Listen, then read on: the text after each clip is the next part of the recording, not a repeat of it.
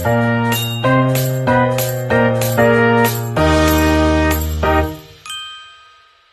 sudah ada janji ya hari ini? Iya kak, Dengan Mbak Ami ya? betul.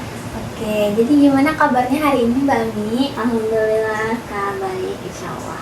Alhamdulillah ya. Kesini naik apa? Naik motor tadi kak sama teman. Oh, sama temen. Kirain Iya. sama ayahnya. Enggak, saya merantau soalnya kak. Oh, rantau. Rumahnya Iya. di mana? Di Tangerang. Oh, jauh ya, Tangerang. Iya, lumayan lah ya. Berarti kuliahnya di Serang ya? Iya betul. Oke. Sebelumnya Mbak Ami udah pernah melakukan sesi konseling individual? Belum kak, ini baru pertama kali. Oh, baru pertama kali ya? Iya. Oke, jadi sebelum kita lanjut ke sesi konseling ini, saya ingin menjelaskan dulu ya kepada Mbak Ami konseling individual itu apa. Nah, jadi konseling individual itu Mbak Ami seperti ini, kayak ada saya sebagai konselor dan Mbak Ami sebagai klien saya, seperti itu.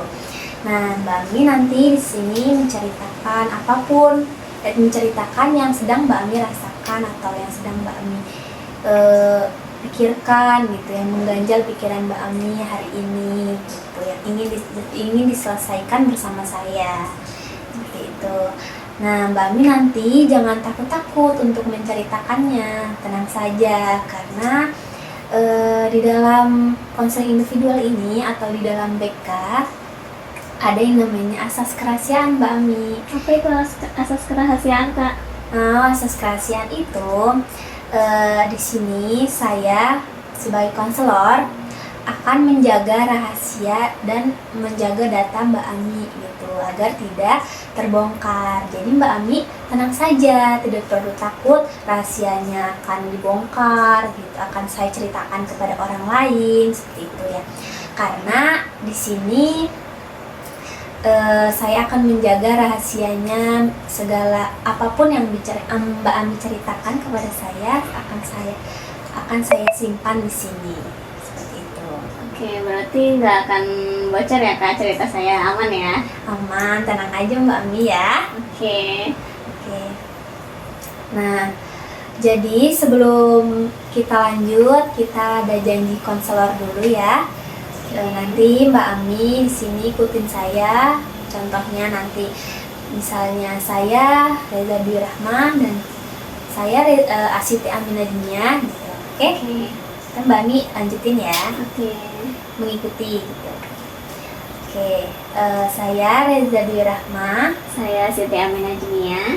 Dengan ini menyatakan bahwa saya sanggup dan bersedia Bahwasanya saya sanggup dan bersedia menerima, menjaga, merahasiakan, menyimpan segala data dan atau keterangan baik dari klien saya atau dari siapapun juga, data yang tidak boleh atau tidak layak diberikan kepada siapapun. Iya. Oke, nah tadi karena tadi kita udah janji konselor ya Mbak Ami. Iya. Dan semoga dengan kita sudah janji tadi, kepercayaan Mbak Ami kepada saya semakin kuat gitu. Amin. Dan Mbak Ami jadi ceritanya jadi lebih enjoy gitu kepada saya juga. Iya kak. Jadi sudah percaya ya? Insya Allah percaya. Sudah siap untuk cerita? Insya Allah siap. Siap. Oke. Jadi sekarang masalah apa nih yang sedang mengganggu pikiran Mbak Ami hari ini yang ingin diselesaikan secara bersama-sama? Oke, jadi gini kak, kemarin tuh ya saya tuh ngerasa kalau saya kayak ngerasa kecewa akan sesuatu hal ini yang bakal nanti saya ceritakan itu rasa kecewanya tuh benar-benar yang kayak nggak bisa hilang gitu, kayak membekas terus kecewanya gitu. Dan kejadian itu tuh selalu sering gitu, berulang-ulang gitu, nggak cuma sekali dua kali gitu. Nah jadi saya tuh suka ngerasa kecewa kalau misalkan saya dipercaya untuk sesuatu, dipercaya untuk melakukan sesuatu, tapi ketika saya sudah mempersiapkan segalanya, saya udah merancang, membuat rancangan di otak saya gitu, maksudnya di pikiran saya udah terancang bakal kayak ini, udah tersusun gitu tuh. Tapi ternyata pas nggak lama kemudian pas sudah mau dekat hari H, ternyata nggak jadi gitu tuh. Itu kayak rasanya sakit banget dan kayak sulit banget buat memaafkan orang yang panitia yang bikin nggak jadi itu gitu tuh. Pokoknya nggak cuman kayak acara atau apapun itu, kayak sesuatu yang pokoknya yang kalau udah dijanjikan terus udah kayak saya udah dipercaya dan saya udah merancang segalanya dari lama gitu, tapi ternyata tiba-tiba nggak jadi gitu aja gitu.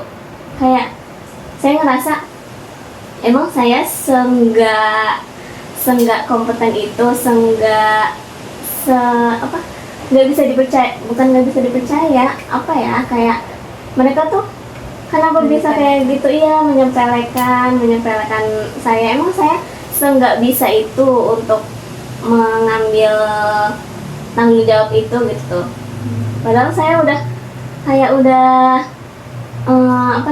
berusaha semaksimal mungkin biar nanti acaranya itu bakal bagus gitu tuh, kayak sesuai pokoknya sebisa saya gitu tuh.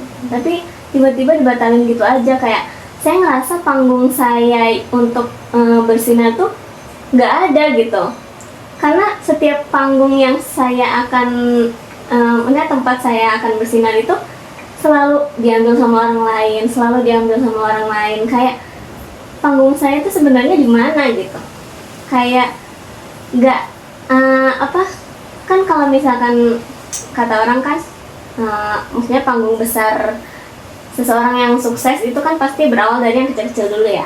Nah, saya berpikir kalau misalkan panggung-panggung kecil saya aja saya nggak dapat, gimana saya bisa mendapatkan nanti panggung yang besar itu gitu tuh.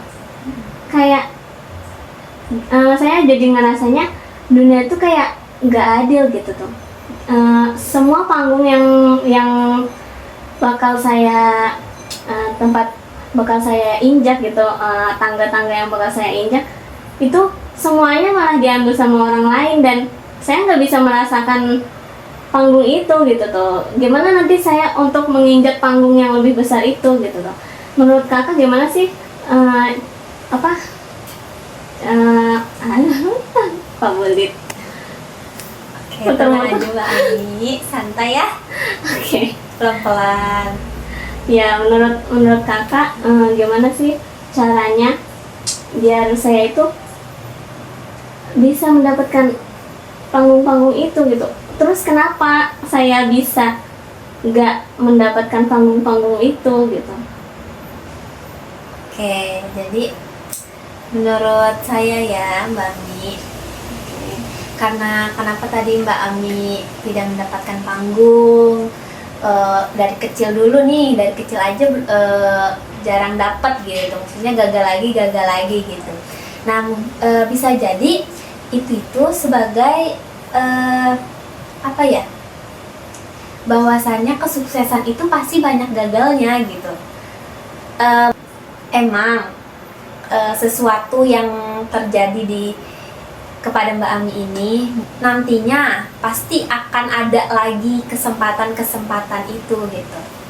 Karena kan siapa tahu itu bukan rezeki Mbak Ami gitu. Siapa tahu juga nanti ada masanya dimana banyak panggung-panggung yang berdatangan buat Mbak Ami gitu, buat lebih berkembang gitu. Nah contohnya nih, sebelum itu saya mau bertanya dulu kepada Mbak Ami, dari pencapaian Mbak Ami, apa yang paling berkesan gitu? Pasti ada lah ya pencapaian hidup yang sekarang tuh membuat Mbak Ami itu makin berkembang gitu. Oke. Mungkin kalau pencapaian yang menurut saya bisa membuat saya berkembang gitu ya. Itu ada dulu tuh waktu saya SMA itu saya sering ikut lomba-lomba itu. Saya ikut lomba kori pernah, lomba merotap, atau lomba sholawat, atau pernah juga saya dipercaya buat tampil syahril di acara Isra Mi'raj kalau nggak salah. Bukan, acara hari santri waktu itu di sekolah. Itu menurut saya pencapaian yang maksudnya saya belum pernah gitu tuh tampil syahril, dan itu pertama kalinya gitu. Jadi saya ngerasa wah gitu. Terus juga saya sering juga saya juga sering tampil sholawatan waktu di SMA itu. Pokoknya yang sering-sering tampil tuh waktu itu tuh di SMA gitu tuh. Terus tapinya kalau misalkan di luar tuh jarang. Pertama kali saya tampil di luar itu pernah saya disuruh buat tampil kori di acara halal bihalal komunitas gitu, suatu komunitas ada ya. Itu menurut saya ya pencapaian yang lumayan ya, karena tampil di depan orang, maksudnya di depan masyarakat langsung gitu, bukan di depan anak-anak SMA, maksudnya anak-anak sekolah gitu tuh. Kan kalau misalnya di depan anak-anak sekolah kan emang ya wajar ya kalau salah gitu. Nah kalau ini di masyarakat langsung gitu. Nah tapi waktu itu pernah ini tuh yang bikin saya ngerasa kayak panggung saya di mana sih sebenarnya gitu. Waktu itu waktu acara Isra Mi'raj kalau tidak salah di pondok orang tua saya dulu. Ya itu saya dipercaya buat jadi MC. Saya udah kan maksudnya udah dihubungi ya dari seminggu yang lalu kalau nggak salah. Dari seminggu yang lalu udah dihubungi, terus saya oke dengan maksudnya jadwal saya ada kosong juga kan. Terus saya udah siapin semuanya, pokoknya udah siapin materinya, terus juga pas hari haknya juga saya ada gitu. Terus saya siap-siap juga, udah rapi, udah dandan, udah pakai baju segala apa udah. Terus udah datang ke tempat acaranya juga gitu udah. Terus saya ngehubungin panitianya buat nanya siapa tamu-tamu gitu, tamu-tamunya siapa, terus kayak rundown acaranya gimana udah saya hubungi, udah lengkap, pokoknya semuanya udah lengkap. Terus tiba-tiba nggak ada angin, nggak ada hujan, tiba-tiba saya diganti dengan orang lain. Hari itu juga, detik itu juga, min beberapa menit doang. Itu rasanya sakit banget, dan sampai sekarang saya nggak bisa lupa, karena kayak saya udah mempersiapkan segalanya, udah tertata rapi semuanya gitu tuh ya. Tapinya tiba-tiba hangus gitu aja gitu. Kayak maksudnya emang saya nggak bisa itu sampai diganti gitu aja gitu tuh. Bahkan saya belum menunjukkan saya bisa atau enggak kan di situ. Benar di situ. Saya kecewa banget dengan itu. Ya itulah kayak gitu. Itu yang paling membuat kami kecewa ya. Iya. Sebenarnya kan tadi Mbak Ami minta saran kan kepada saya, minta saran dari yang Mbak Ami ceritain tadi. Itu tuh bukan berarti Mbak Ami itu tidak memiliki bakat itu gitu. Tadi yang kata MC tiba-tiba nggak jadi, emang nggak bisa itu gitu. Nah Mbak Ami tuh jangan merasa seperti itu, karena siapa tahu yang dilihat dari dia itu bukan dari Mbak Aminya yang nggak bisa, tapi mungkin dari pihak sananya gitu, dari pihak yang atas ada yang perlu di cancel atau apa gitu kan. Nah mungkin juga itu bukan rezekinya Mbak Ami juga kan. Tapi dari itu kan Mbak Ami bisa belajar gitu kan, bisa belajar walaupun nggak jadi tampil gitu. Tapi seenggaknya Mbak Ami itu bisa gitu tuh. bisa dan sudah mencoba gitu. Mencobanya itu ya kepada diri sendiri. Nah, siapa tahu nanti suatu saat ada panggilan, nah Mbak Ami itu langsung siap gitu, tanpa kayak ada saya mikir dulu bisa nggak ya gitu. Karena Mbak Ami waktu itu udah sering mencoba nih, mencoba gitu, pasti nanti bisa kok. Bisa, saya yakin Mbak Ami itu bisa. Udah gimana? Oke, iya sih kak ya, maksudnya itu sebagai bahan belajar gitu. Nanti saya ngerasanya nggak tahu ya ini tuh saya doang yang ngerasa begini atau orang lain di luar sana juga ngerasa kayak apa ya, kalau misalkan bukan saya nggak menang, saya tuh suka kadang-kadang misalkan mau mencoba nih ikut lomba apa gitu, misalkan lomba MC misalkan, terus saya ikut misalkan, tapi saya tuh suka kayak berpikir saya ini bakal menang nggak ya, kalau misalkan saya nggak menang mending nggak usah ikut deh gitu loh. Itu tuh gimana ya, maksudnya kira-kira saya doang yang suka ngerasa kayak gitu atau orang lain di luar sana juga kayak gitu ya? Jadi oke, jadi menurut pendapat pemikiran Mbak Ami, lomba itu memang harus juara gitu kan, bukan tempatnya kita buat belajar gitu. Iya. Nah, dari situ aja pemikirannya udah salah ya. Maksudnya bukan salah, tapi jadi dari situ kita jadi mempunyai harapan gitu, mempunyai harapan yang besar gitu, bahwa kita itu mengikuti lomba bakal menang gitu.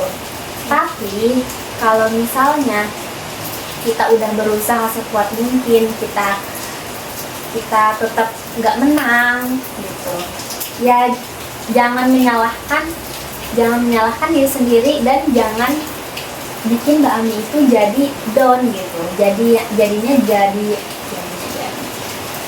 Jadinya selalu merasa saya ini selalu gagal gitu tuh, selalu merasa kalau misalnya saya ikut lomba tuh nggak pernah menang gitu. Ya udahlah, saya nggak mau ikut lomba gitu. Iya, saya suka ngerasa kayak gitu tuh kak, kayak ngerasa saya udah mengarahkan segala yang saya bisa gitu, maksudnya segala kemampuan saya, tapi ternyata nggak menang gitu, maksudnya iya nggak menang gitu, kayak ngerasa kok maksudnya aku cuman segini doang gitu kemampuannya gitu tuh, kayak padahal yang lainnya nggak begitu juga kok gitu tuh, maksudnya nggak begitu bagus dari saya gitu tuh, tapinya saya nggak menang gitu tuh. Kayak ke depannya tuh saya kadang-kadang suka jadi ngerasa banyak orang yang bisa di luar sana gitu tuh. Jadi saya nggak ikutan karena nggak bakal menang, karena lebih banyak orang yang lebih bisa gitu tuh di luar sana. Jadi kesempatan saya buat menang sangat kecil sekali gitu tuh. Oke. Sebelum Mbak Ami mengatakan itu, apakah Mbak Ami sudah benar-benar berusaha buat latihan sebelumnya? Udah berusaha Ya, keras udah. gitu? Iya Udah berusaha keras buat berusaha latihan? ya. Mungkin ya kembali lagi ya, karena mungkin itu bukan apa tuh namanya, rezeki lah. Terus Tapi kesempatannya bukan di bidang, bukan yang benar-benar di bidang Mbak Ami itu gitu tuh. Mungkin ada hal lain gitu. Nah, ikut aja, nggak apa-apa. Lomba-lomba itu tuh lomba apa aja yang di luar sana, nggak apa-apa sebenarnya, diikutin aja. Contohnya kayak lomba murotal, lomba nari, lomba nyanyi, nggak apa-apa, ikut-ikut aja. Siapa tahu itu menjadi alat buat latihan kita selama ini. Siapa tahu nanti suatu saat Allah mengizinkan buat Mbak Ami itu menang gitu, karena sering ngikutin lomba gitu, walaupun kalah. iya sih ya. kadang-kadang juga saya suka insecure juga Kak, kalau misalkan kayak iya, saya suka insecure-nya nggak cuma kayak misalkan lomba gitu terus pesertanya lebih baik gitu kan, itu kan orang lain gitu ya, maksudnya saya nggak kenal gitu. Nah saya tuh suka itu kalau misalnya kayak gitu ya emang saya insecure, tapi nya nggak begitu banget gitu tuh. Nah saya lebih insecure lagi kalau misalkan orang yang lebih hebat dari saya itu orang terdekat saya gitu. Kayak rasa gagalnya itu banget gitu. Gak tahu itu kayak ya beda gitu sama kalau misalkan saya ngelihat orang lain suksesnya hebat gitu. Ya saya bisa memotivasi diri saya lewat mereka gitu. Nah tapi kalau misalkan orang yang sukses atau orang yang hebat yang menurut saya di bidang itu, tapi teman saya misalkan teman dekat saya ternyata lebih hebat di bidang itu daripada saya gitu, saya suka ngerasa minder, terus insecure-nya itu kayak yang banget gitu. Itu kenapa ya? Kenapa Mbak Ami bisa ngerasa minder? Kenapa nggak dekat apa sih, minta belajar bareng atau sama-sama belajar bareng biar gimana sih gitu tuh, tutor jadinya gitu. Iya sih, cuman kayak saya ngerasanya saya juga bisa di bidang itu gitu. Tapi ya emang sih maksudnya belum sebisa dan sehebat dia gitu. Tapi kayak saya rasanya jadi bukan gak mau belajar sama dia, kayak rasanya kalau di samping dia itu saya kelihatan kecil banget gitu, kayak nggak ada apa-apanya gitu. Terus rasanya kayak gitu. Itu gimana ya? Sama orang seperti itu. Aduh. Sabar ya. Nanti ini gue yang banyak nanya. Iya. Bentar. Ini kalau dia yang banyak ngasih saran gimana sih? Ya kamu yang nanya dari tadi kan nanya. Dari tadi nanya kan aku. maksudnya nanya gitu tuh. Iya nanyanya sedikit, aku yang banyak jawabnya. Aku yang yang banyak nanya juga. Oke. Kan Mbak Ami tadi ngerasa selalu minder gitu. Pertanyaannya apa? Skip dulu nggak sih? Nggak usah skip. Oke, tadi apa sih itu udah bilang? Yang kalau misalnya ngeliat orang lain yang dekat sama kita tapi dia lebih hebat gitu. Sebelumnya nih, saya pengen nanya ke Mbak Ami, apa bukan pencapaian, bukan kriteria, kelebihan. Apa kelebihan yang sebelumnya saya ingin bertanya kepada Mbak Ami? Apa kelebihan yang Mbak Ami punya? Yang bisa Mbak Ami banggakan gitu. Yang tidak merasa kalau tidak merasa minder walaupun ada teman dekat Mbak Ami gitu yang sama juga memiliki bakat itu gitu. Oke. Mungkin kalau misalkan yang kayak gitu tuh nyanyi doang sih ya. Soalnya ya karena kan iya banyak sebenarnya teman-teman saya juga yang bisa nyanyi terus suaranya memang lebih bagus gitu ya mungkin dari saya. Tapi untuk yang di genre itu tuh saya ngerasa saya doang gitu. Maksudnya di lingkungan sekitar saya gitu. Saya ngerasa saya doang yang baru saya gitu lah yang ya bisa dibilang bagus lah ya, maksudnya bisa gitu tuh di genre itu. Terutama kan yang saya minat itu genrenya India, dangdut, Melayu kayak gitu. Nah sedangkan teman-teman saya yang bisa nyanyi itu kebanyakan di pop, jadinya saya ngerasa saya nggak tersaingi gitu tuh, karena teman-teman saya yang bisa itu genrenya pop, jadi beda jalur lah ya, beda jalur gitu tuh.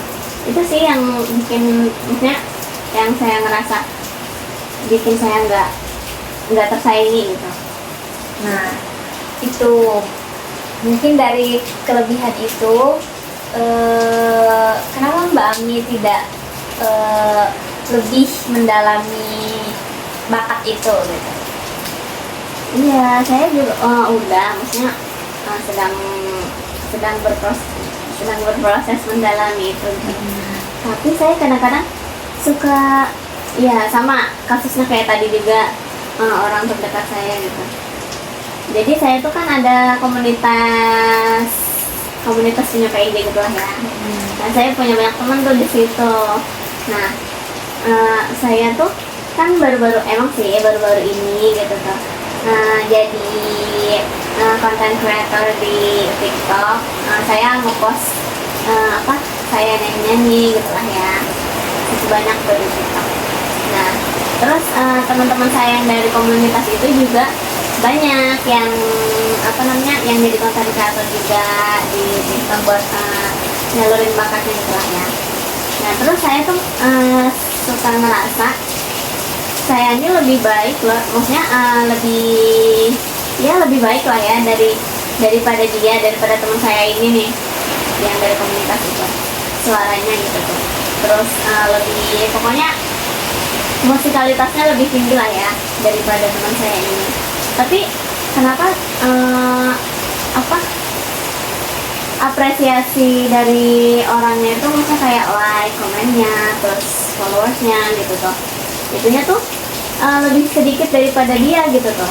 Misalkan kita upload satu lagu yang sama di hari yang sama gitu, tapi dia tuh lebih banyak gitu tuh dapat like-nya, dapat komennya daripada saya kayak gitu. Saya suka ngerasa kayak gitu lagi, kayak jadi ngerasa tersaingi, minder kayak gitu. Oke, saya ingin bertanya, kenapa Mbak Ami terus-terusan minder gitu sama pencapaian orang lain? Kenapa nggak fokus aja ke diri Mbak Ami gitu? Tetap berjalan, tetap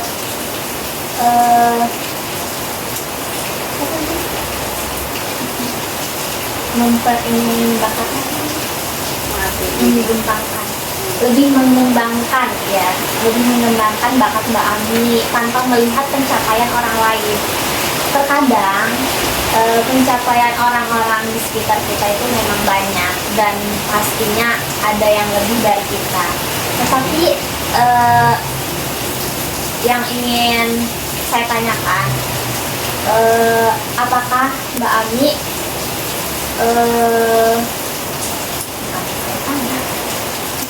iya, udah bentar lagi. Ya, kenapa Mbak Ami tidak fokus saja ke diri Mbak Ami gitu dan lebih mengembangkan bakatnya itu tanpa melihat inian orang? Oke, sebenarnya emang saya udah sedang berusaha untuk gak usah lah yang melihat pencapaian orang lain gitu. Toh aku juga bagus gitu, aku suka meyakinkan diri gitu tuh ya, sedang berusaha meyakinkan diri. Nah, tapi ketika saya lagi kayak gitu tuh, misalkan saya udah meyakinkan diri, oke, aku bagus, gak usah minder, gak usah takut jelek, kamu tuh udah bagus gitu kan. Tapi ketika itu saya langsung dijatuhkan dengan melihat yang teman saya itu, maksudnya yang misalkan lagi scroll terus tiba-tiba lewat dia, terus saya otomatis ngeliat kan ya, maksudnya like-nya berapa, komennya berapa gitu, kayak langsung bikin saya down lagi gitu tuh, secara tidak sengaja itu tuh lewat dan bikin saya down lagi gitu tuh, padahal saya udah meyakinkan diri gitu tuh kan ya.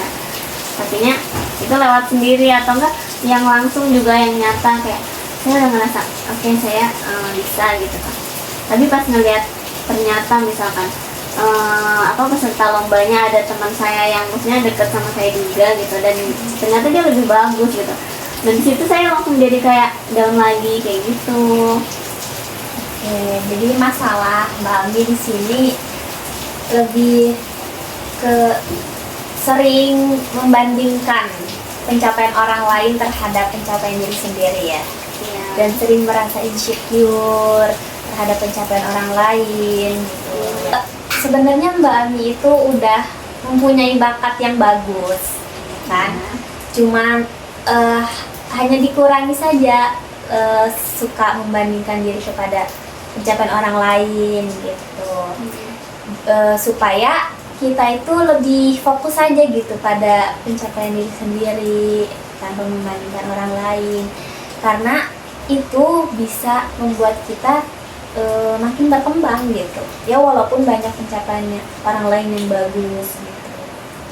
Seenggaknya kita mempunyai bakat gitu, kita tahu bakat kita di mana gitu, itu udah bagus banget. Udah kita itu udah mempunyai pencapaian yang besar gitu tuh. Dari yang tadinya kita tidak tahu bakat kita di mana, ya kan? Iya. Tahu.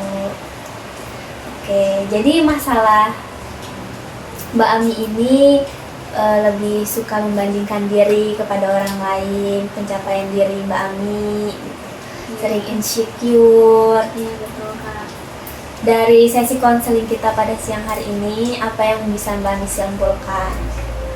Ya, saya bisa menyimpulkan berarti saya selama ini salah ya, maksudnya cara berpikirnya gitu. Mungkin lebih harus lebih kayak nggak ya fokus sama diri sendiri, terus nggak melihat ke atas gitu ya. Karena kan ya maksudnya segini pun saya sudah berusaha dan ya patut diapresiasi gitu kan ya. Terus juga lebih ikhlas lagi mungkin ya, atas rezeki yang Tidak ya yang bukan milik mungkin ya mungkin itu. Oke, jadi Mbak Ami sudah tahu kan solusinya apa dari masalah yang Mbak Ami punya. Iya Kak. Dan Mbak Ami juga bisa memahami gitu bahwa yang Mbak Ami pikirkan itu tidak semuanya benar gitu, dan tidak semuanya juga salah. Kita cukupkan sesi konseling kita pada siang hari ini. Semoga dengan sesi konseling kita pada siang hari ini Mbak Ami bisa lebih percaya diri terhadap pencapaian-pencapaian yang nantinya akan datang kepada Mbak Ami. Amin. Terima kasih ya Kak udah dengerin cerita saya yang panjang ini. Oke, sama-sama. Kita cukupkan ya. Iya.